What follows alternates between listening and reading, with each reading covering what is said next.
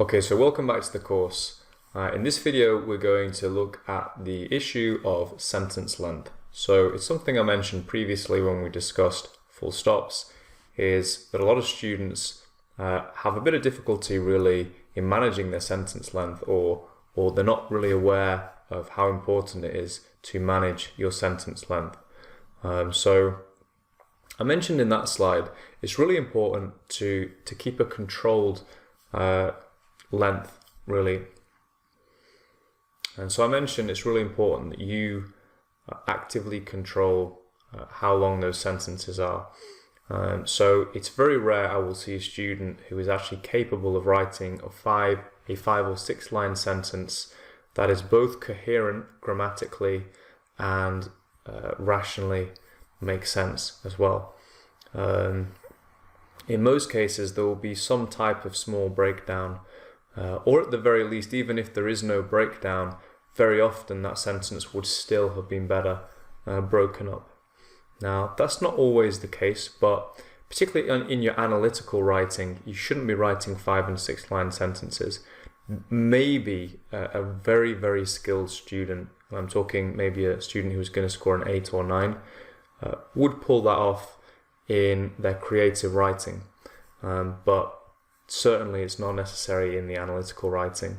And in most cases, I would actually recommend you stick to a sentence length of between 1 and 3 lines. If you find yourself going onto a 4th line, that's definitely an indication, maybe you should wrap up the sentence and then maybe so if you find yourself moving on to a 4th line, that would probably be an indication that you're going to want to wrap up that sentence and then continue your train of thought in a new sentence, start a new sentence, and go from there. So we're going to see how this kind of plays out in practice here. And we're going to look right now at a couple of. So now we're going to take a look at 3 different authors, and we're going to see how they manage their own sentence length, how they construct their own sentences. So you'll see 3 different approaches in relation to length, and you'll see 3 different styles of writing as well. Okay, so this first extract here is taken from Charles Dickens' novel Oliver Twist, which I'm sure if you haven't read, you certainly be aware of the storyline. It's one of the most famous stories in English literature. So I'll read this out here. So this flood of tears left Mr. Sowberry no alternative. If he'd hesitated for one instant to punish Oliver most severely, it must be quite clear to every experienced reader that he would have been, according to all precedents in disputes of matrimony established, a brute, an unnatural husband, an insulting creature, a base imitation of a man, and various other agreeable characters too numerous for recital within the limits of this chapter. Okay, so let's do a little bit of analysis on this little extract here. So to give you a bit of context, at this point in the story, Oliver is residing with the Sowberrys, and he's just upset Mrs. Sowberry. Now, in fact, she's overreacted to some of his behaviour, and she ends up in floods of tears because of Oliver. And Mr. Sowberry at this point, although he actually quite likes Oliver, and he partly likes him because he doesn't actually get on very well with his wife, so he actually doesn't mind Oliver seems to somehow rub her up the wrong way. But anyway, he feels at this point he actually is obligated to basically beat Oliver, to punish him. And in the case of Victorian England, the punishment for a wayward, disobedient boy was a beating. And so this is this extract, and this extract here kind of describes Mr. Sowberry's response. So we see just quite a short clipped sentence here to begin with. This flood of tears left Mr. Sowberry no alternative. with just a short, kind of sharp idea. And then we have this very long, tortuous sentence here. It's 7 or 8 lines, however long it is, on the page here, with multiple clauses and digressions. Probably many people would find that not even that easy to follow, to be honest with you. What is Dickens actually talking about here?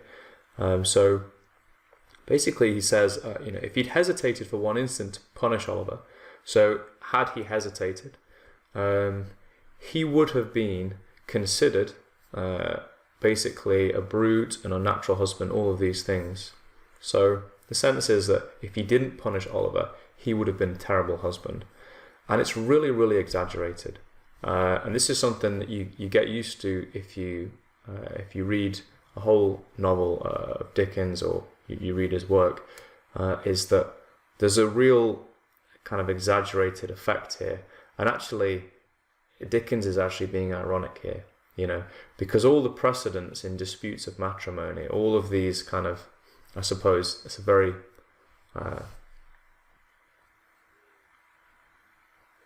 so here actually this exaggerated style actually indicates irony. Dickens is a kind of poking fun at how ridiculous this is, that had he not beaten Oliver, he would be considered all of these terrible things. So it's kind of poking fun at this sort of code of the masculine husband who has to beat up a 9-year-old to protect his wife effectively. So this is so there's quite a bit of irony in here with all of these exaggerated terms used to describe what Mr. Sowerberry would be if he just let Oliver get away with things. A brute and a natural husband, an insulting creature, a base imitation of a man. It's completely ridiculous. And Dickens is really just poking fun at this idea of, the stern husband having to protect his wife from a young boy, basically. And so all of this exaggeration creates this sense of irony, and this is worked into a very long sentence here. But as you can see, it's not so easy to follow. And certainly Dickens is skilled enough to write sentences of this length, but hopefully you can see that if it's not easy to follow in a Charles Dickens novel, how likely is it that you as a GCSE candidate are going to be able to write a 7-8 line sentence and it's actually going to hang together? It's not very likely, really. If Charles Dickens is kind of, you can see even in his prose sometimes it becomes a little bit tortuous.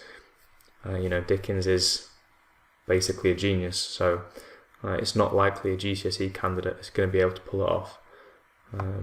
So let's move on to the next extract here. So we've got Ernest Hemingway here with his sort of characteristic, that's quite a good cartoon actually, he's got his characteristic pipe there. And this is taken from a novel called The Sun Also Rises, which is basically set in Spain and France. I'm not exactly sure of the date. I think it's the 40s or 50s, maybe the 30s.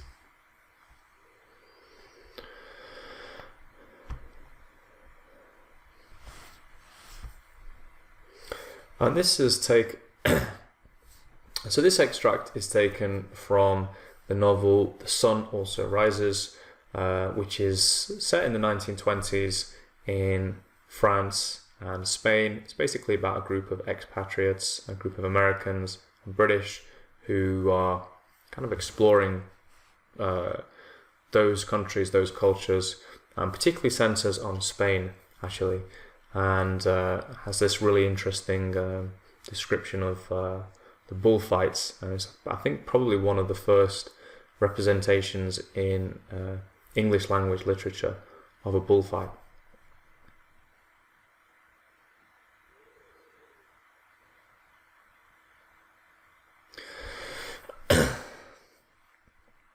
Okay, so this extract is taken from the Ernest Hemingway novel The Sun Also Rises, which is a novel set in the 1920s, and it's about basically a group of American and British expats who are spending time in Spain and also a little bit in France as well, but mainly in Spain, and exploring some of the local traditions and various elements of Spanish life, really. So yeah, I'll get on and read this extract here. It's taken from towards the beginning of the novel. The Ledoux Kid Francis fight was the night of the 20th of June.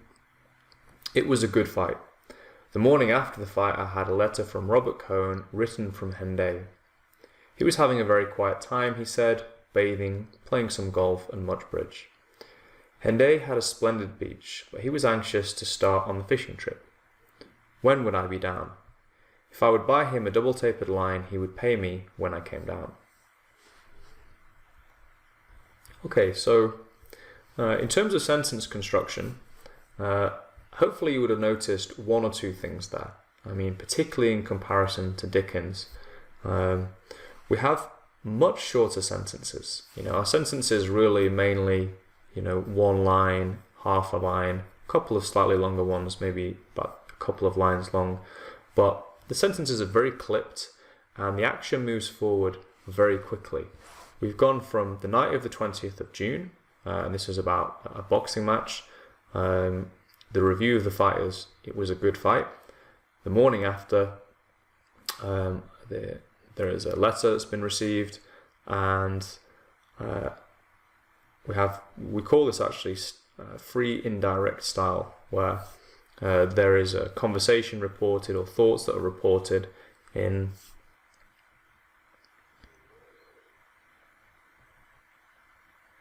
we then have a report from Robert Cohen in a letter, and it looks like they're basically going to arrange a fishing trip. But you see how clipped and business-like the text is here, the prose.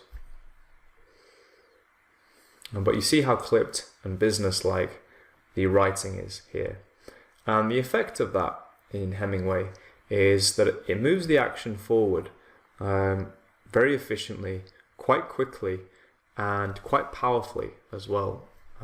His writing is really seen as being, some of the most powerful writing of the 20th century, certainly from North America.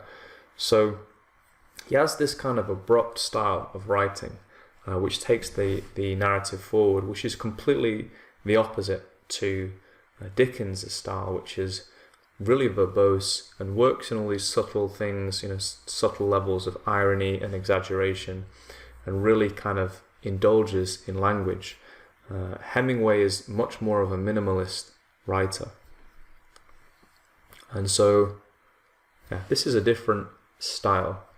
And hopefully you probably noticed another thing as well, is that and you'll also notice the clarity of the writing. So the fact that these sentences are so short, they are so clipped, it really gives us very, very clear descriptions. Okay, so the sentences.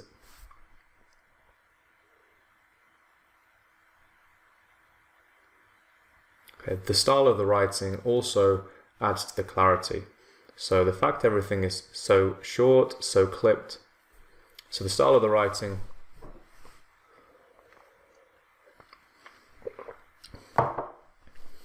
so the style of this writing also adds to the clarity. It's very clipped, minimalist, short, direct to the point, and it's completely clear. You cannot misunderstand anything in the text or in the whole of that novel, actually. And this is kind of characteristic of Hemingway's style. Just as a point of interest, he has something he calls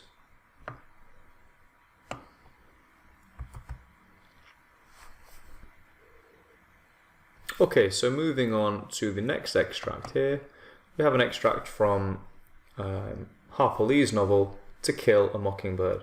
So some of you may have come across this in school. It is one of the GCSE texts.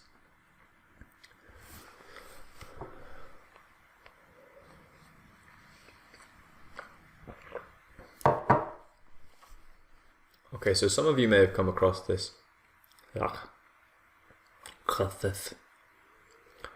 Okay, so some of you may have come across this in school. It is one of the GCSE texts. Okay, so next up we have Harper Lee's To Kill a Mockingbird. Some of you may have come across this in school. It is one of the GCSE texts. And we're going to look at this extract now. Okay, so Macon was an old town, but it was a tired old town when I first knew it. In rainy weather, the streets turned to red slop, grass grew on the sidewalks, the courthouse sagged in the square. Somehow, it was hotter then. A black dog suffered on a summer's day. Bony mules hitched to Hoover carts, flicked flies in the sweltering shade of the live oaks on the square. Men's stiff collars wilted by 9 in the morning, ladies bathed before noon, after their 3 o'clock naps, and by nightfall were like soft tea cakes with frostings of sweat and sweet talcum. So we have this really evocative description here of the town of Macon, which is a 1930s town in one of the southern states of America. I believe it's Alabama or Virginia, somewhere like that. And you get this real kind of feel of it being a dusty old place. Kind of makes me think a little bit of the old cowboy movies. So, in terms of sentence length, first of all, you'll see much more kind of mixed bag of sentences here. We've got quite a long sentence in the middle there, but then we also have several shorter, more clipped sentences right at the beginning here, one there, and then sort of around a 3-line sentence towards the end. In terms of a style, she incorporates kind of real specific little details.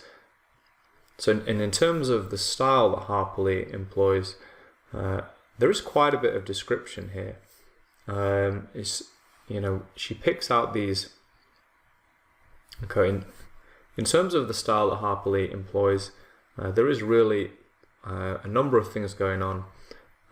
Her writing has quite a rhythm to it in terms of the flow of the writing. You'll notice perhaps here we have an alliteration effect. Suffered on a summer's day. Bony mules hitched to Hoover carts, flicked flies in the sweltering shade. So we've got the alliterative effect there. And there is a kind of poetry in this novel at times, which is very subtle. You probably wouldn't even notice that the first time you read it, but you just get a feel that there's a really nice flow to the writing. Secondly, she picks out kind of key details. We get these key details related to the heat, black dog suffering, you can imagine a dog panting due to the heat, mules flicking flies, and even the shade being sweltering. In terms of the people in the place, we've got men wearing these stiff collars, but it's in fact so hot that the collars kind of wilt, probably due to heat and sweat. And then ladies bathing before noon, having 3 o'clock naps, and being like these soft little tea cakes with frostings of sweat and sweet talcum on them by the evening. So we kind of have this contrasting lifestyle, I would think, between the men and the women. It's quite a traditional town, and men are kind of going out to work, so the fact they have these stiff collars gives this kind of sense of seriousness. Also, even the word men as opposed to ladies, those aren't really opposites. Gentlemen would be the opposite of ladies, men would be the opposite of women, but we have men and ladies. So there's a real emphasis that the ladies have a kind of different lifestyle, this kind of more leisurely lifestyle, and they seem, quite delicate really in the way that they're described. The descriptions of them being these soft tea cakes, frosting. So the description of them is the description of the women being soft tea cakes and having frostings of sweat and sweet talcum on them. It's kind of comical, but it's really just shows them as these kind of delicate, fine, kind of pampered beings in a way. So definitely have a description here of another time period, and I suspect actually even in the 1930s this would have been a town that was quite out of date. So it's probably more like a typical town of the late 1800s, but this is quite a backward part of the United States. Now in terms of style, we've seen obviously the three different extracts, just to nip back to Dickens, Hemingway and Harper Lee. And you can see really the styles differ enormously in terms of sentence length, in terms of how the prose progresses, and hopefully this gives you and hopefully this shows you that there isn't necessarily a correct way to express yourself in writing. Hopefully this demonstrates that you can write now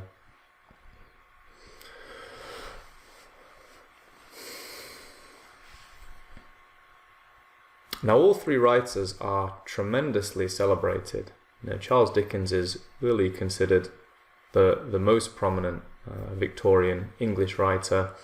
Ernest Hemingway won the Nobel Prize for Literature. He's one of the most influential modernist North American writers of the 20th century, maybe the most influential, to be honest. And Harper Lee's novel To Kill a Mockingbird was actually voted by other writers as the most influential novel of the 20th century. It's really considered to be a masterpiece, and she won I think it was a Pulitzer for this novel. So they're all incredibly accomplished writers. The difference is they just have their different styles which kind of fit the purpose of writing that they're actually trying to. Now they all have their own style, and they all have a style which is suited to their own purpose. Now for the purposes of sitting an English language GCSE, I would say that the Harper Lee approach to sentence length and sentence construction is a really good one to try to emulate, because it incorporates quite a bit of descriptive detail, and also uses a variety of different sentence lengths. So, some very short sentences, some a little bit longer. So if you're looking for a style to kind of emulate, I would probably go for the Harper Lee approach, and again, kind of sticking to sentences between 1 and 3 lines long. If you go down the route of, going down this trying for this very clipped Hemingway-like style, at GCSE level, the level probably you'll be writing at this point, you really run the risk of things coming across as a little bit childish, a little bit too basic. And if you try to aspire for the Dickensian verbose style and really long sentences, it's just very unlikely you're going to pull it off at this point. As I say, I rarely see a student who can pull off a sentence like that at 16 years old, regardless of what level they're on. It's just a very sophisticated style of writing. It takes years and years to develop it.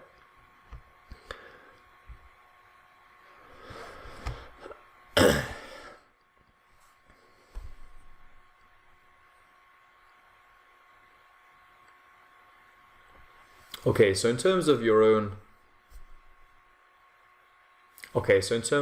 the GCSE English language exam, the approach I would advocate would be the Harper Lee sentence length. Okay, so as I've said there, for the GCSE exam, the style I would advocate would be the Harper Lee approach to sentence length. Nice, measured, controlled length of sentence, but also long enough to give you a little bit of room to incorporate descriptive detail. So hopefully that was informative.